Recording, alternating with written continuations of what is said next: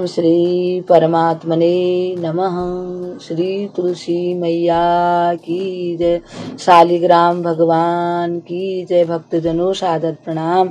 हम आज आपको श्री कार्तिक महात्म्य से, कार्तिक मास के कथाओं में से 21वें अध्याय की कथा सुनाएंगे।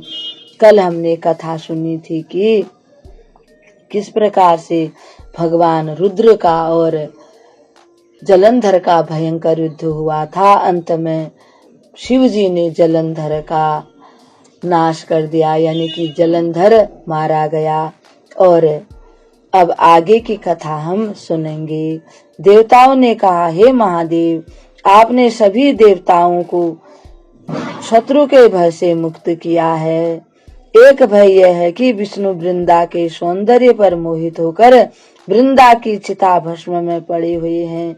रुद्र ने कहा, देवताओं, विष्णु का मोह दूर करने के लिए तुम मूल प्रकृति माया की शरण में जाओ, क्योंकि वह शरण में जाने योग्य हैं। उन्हीं की शरण में जाने से मनुष्यों के दुख दूर होते हैं, वही तुम्हारा कार्य सिद्ध करेंगी।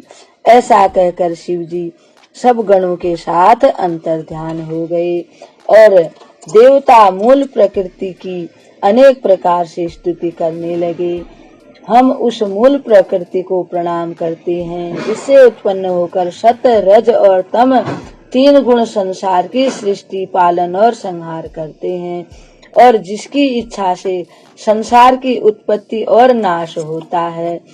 जब ये स्तुति कर रहे थे तभी आकाश में देवताओं ने आकाशवाणी सुनी।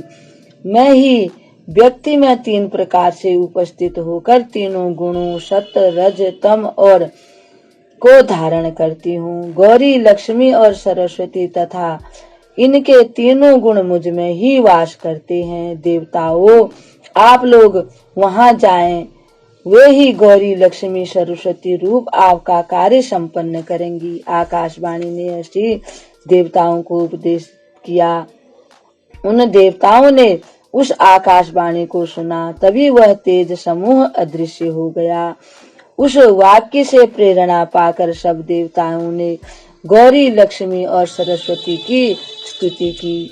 तत्पश्चात भक्तों को प्यार करने वाली उन तीनों देवियों ने देखा कि देवता उन्हें प्रणाम कर रहे हैं, तो तीनों देवियों ने उनको बीज दिए और कहा, इन बीजों को ले जाकर वहां बो दो जहां विष्णु बैठे हैं, इससे तुम्हारा कार्य सिद्ध हो जाएगा।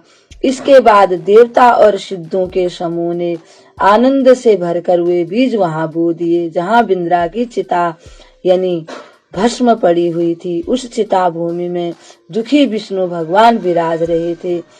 यह हमने सत्य वाक्य कहा, महात्म्य कहा है कि यह सब सत्य है।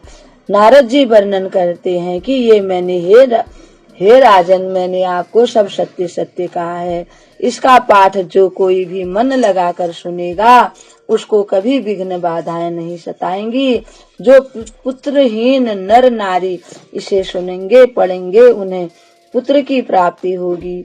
यह सर्व सुखदायक और भोले बाबा को आनंद करने वाला आख्यान है। अब हम इस कथा को यहीं विराम देते हैं।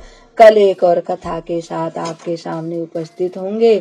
तब तक के लिए हम आपको प्रणाम करते हैं। ओम श्री परमात्मने नमः।